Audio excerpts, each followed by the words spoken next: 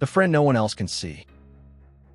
When Ellie moved to a new town, she didn't expect much. Her mom's new job had dragged them halfway across the country, and she was starting 7th grade with no friends, no familiar faces, and a lot of awkward silences.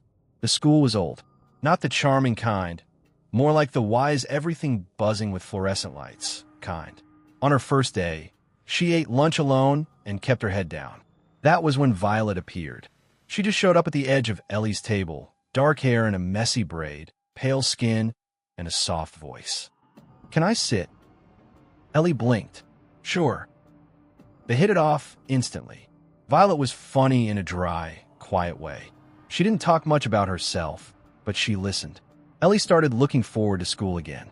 They spent every lunch together, walked home, talked about books and creepy movies, and even made up secret handshakes. Violet never had a phone and always left before Ellie's mom got home, but Ellie didn't care. She finally had someone. One day, Ellie tried to introduce Violet to the other girls in class. "This is my friend Violet," she said, motioning beside her. The girls looked confused. One even laughed nervously. "You mean no one?" Ellie turned. Violet wasn't there. She scanned the hallway. Nothing.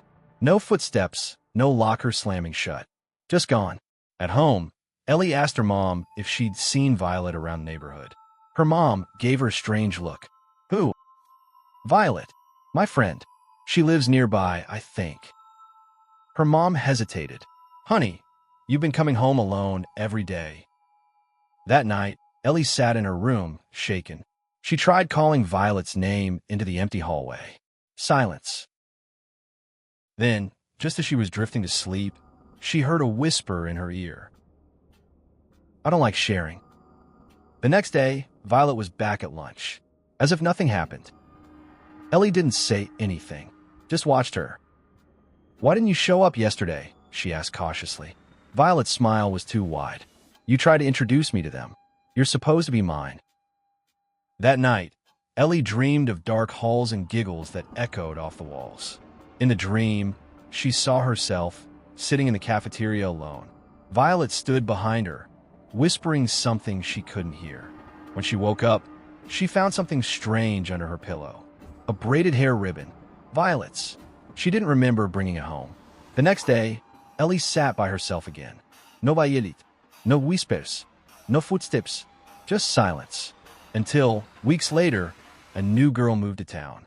She sat alone, eating her lunch quietly. Ellie watched from across the cafeteria. Then, at the edge of the new girl's table, she saw her. Violet, still smiling.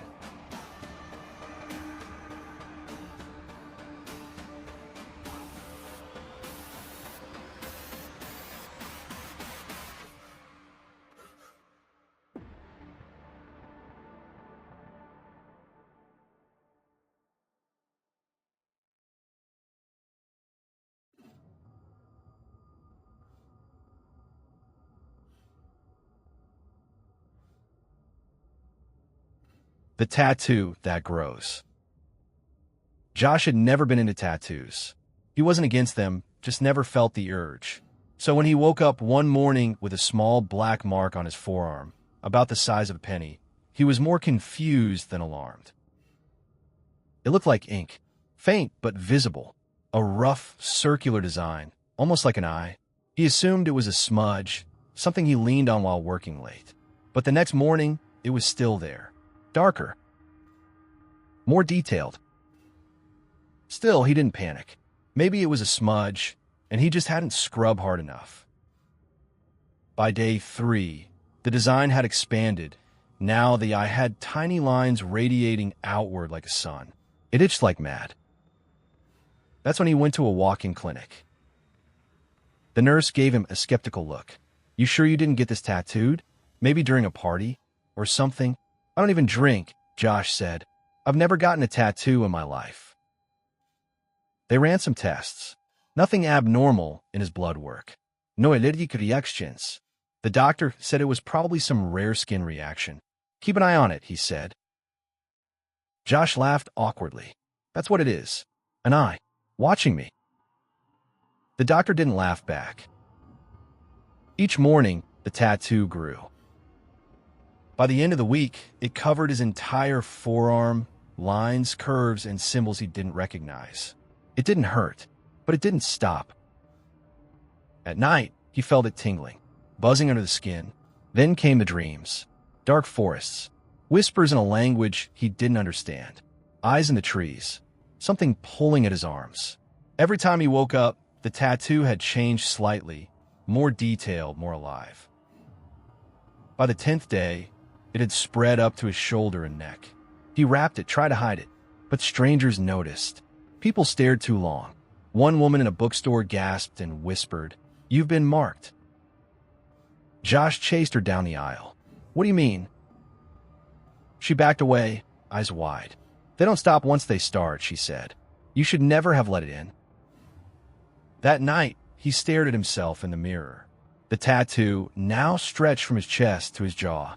He swore. The eye in the center blinked. And that's when it spoke. Not aloud. In his head. Soon, it whispered. The next morning, Josh's mirror reflection was smiling. Only his reflection. His real face stayed neutral, terrified. And the voice was louder now. "Time's up." That night, Josh disappeared. They found his apartment empty. No signs of struggle. No forced entry. The only thing left behind was a cracked mirror and a smear of black ink on the bathroom floor. The police never found him. But months later, a man showed up in a distant town. Silent, expressionless, covered in intricate black tattoos from head to toe. He never spoke, just stared. And wherever he went, people began to dream of the forest.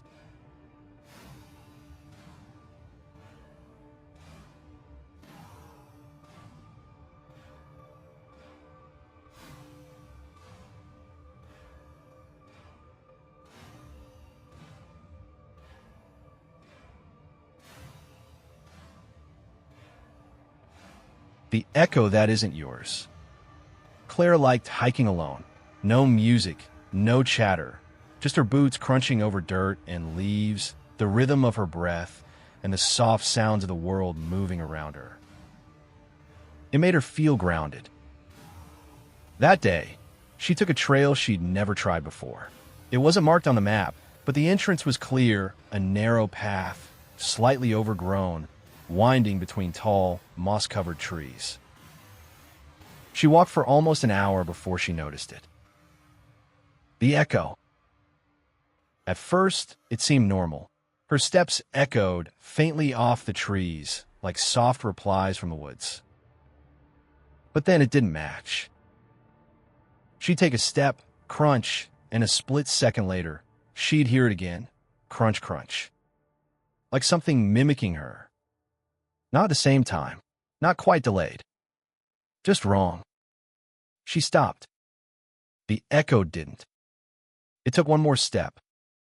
Claire froze, ears straining. The forest was silent again. "Hello," she called out, half expecting another hiker. But the echo didn't repeat her voice. Instead, it answered back with a low, breathy whisper. "You shouldn't have asked." She turned and ran. Branches clawed at her arms, but she didn't stop. The echo followed. Louder now, frantic, like feet pounding just behind her. But every time she looked back, the path was empty. The trees felt taller, the sky darker. The forest was shifting. She reached a fork in the trail and chose the left without thinking. Everything was wrong. Her phone had no signal. Her compass app spun uselessly. And the footsteps never stopped. They didn't echo anymore. They chased. Finally, she burst into a clearing, small, sunlit, and dead silent. Her breathing slowed. The air was still. Then she saw it. Across the clearing stood a figure. It looked just like her. Same jacket, same pants, same boots, but it didn't move like her. It tilted its head too far, too slowly. And it was barefoot. Claire backed away slowly, heart in her throat. The figure mirrored her. Then it whispered, not from its mouth, but all around her, "Now I have your path." It turned and walked into the woods. Crunch, crunch, crunch. Claire tried to leave the way she came, but the trees had changed. The trail was gone. The forest didn't lead back anymore. No matter which way she turned, the woods led her deeper in. No one ever found Claire. But hikers still use that trail, usually just once. And some say, if you walk it alone, you'll hear it too. An echo that's not yours. Just behind you.